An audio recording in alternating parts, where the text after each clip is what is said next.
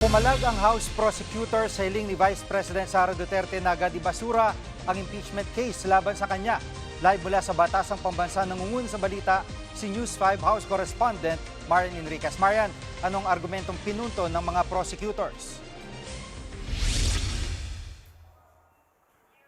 Jiggy, nanindigan yung mga House prosecutors na bawal hilingin ng kampo ni Vice President Sara Duterte na ibasura o ipadismiss nga itong articles of impeachment laban sa kanya. Malinaw, Jiggy, yung nakasaad sa konstitusyon. Ang tanging mandato ng mga senador ay magsagawa ng paglilitis at saka magdesisyon kung i-convict o ia-acquit si VP Sara. At actually, dismayado sila doon sa naging sagot ng bise na nilagay pa nila doon sa mga maleta. Wala naman daw kasi itong laman, puro rehash at walang bagong argumento o paliwanag ang bise. Ayon nga doon sa mga kongresista, imbis sana nasagutin, harapin ng bise yung bawat alegasyon gaya nga nung unexplained wealth, bribery o panunuhol, maling paggasta ng confidential funds at pagbabanta sa buhay ni Pangulong Bongbong Marcos, kinuwestiyon na naman ni VP Sara yung constitutionality ng impeachment proceedings. Nagtatago na naman daw ang bise sa teknikalidad. Pag-uusapan pa nga, Jiggy, ng House prosecutors kung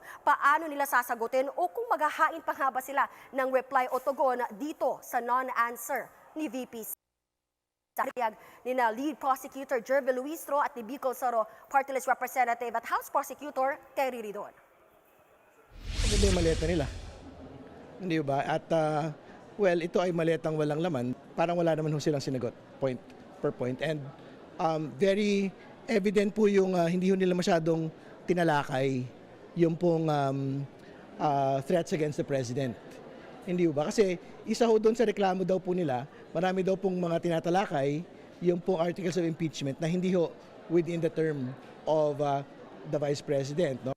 Sa Senate Rules on Impeachment and even dito sa ating Constitution, there are no options like dismissal, like remand, like clarification. Ang option lang po na ibinigay sa atin is trial forthwith.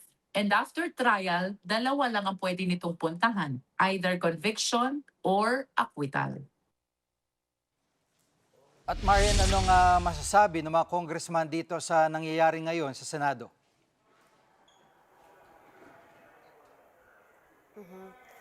Jiggy, actually naniniwala itong si Congresswoman Luistro na posibleng magkaroon ng constitutional crisis kung patuloy nga na hindi sisipot yung mayorya ng mga senador sa sesyon. Nananawagan po yung ilang mga kongresista na sana ma-resolve na, maayos na itong gusot sa pagitan ng mga senador. Narito po yung kanilang mga pahayag.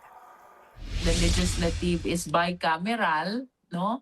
Hindi kami makakagalaw until the conclusion of the legislative function without the participation of the Senate. Meron din po kasi nga real impact po ito pong absence of quorum to conduct business doon po sa Senate Impeachment Court. No? Kasi for the Senate Impeachment Court to convene, a quorum is required. We only have 2 days bago po mag-sinedi para marami na pong mas matapos na local and national bills, yung mga LEDAC priority bills natin.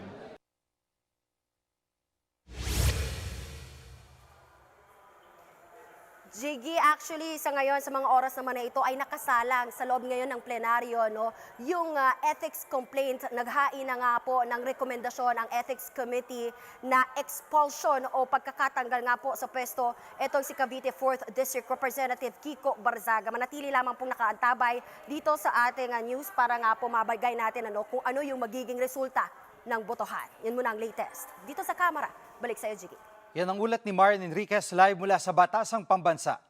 Mga kapatid, Jiggy Manikad po, pagdating sa mahalagang balita sa loob at labas ng bansa, dapat una sa lahat, mag-follow at mag-subscribe na sa social media pages ng News 5.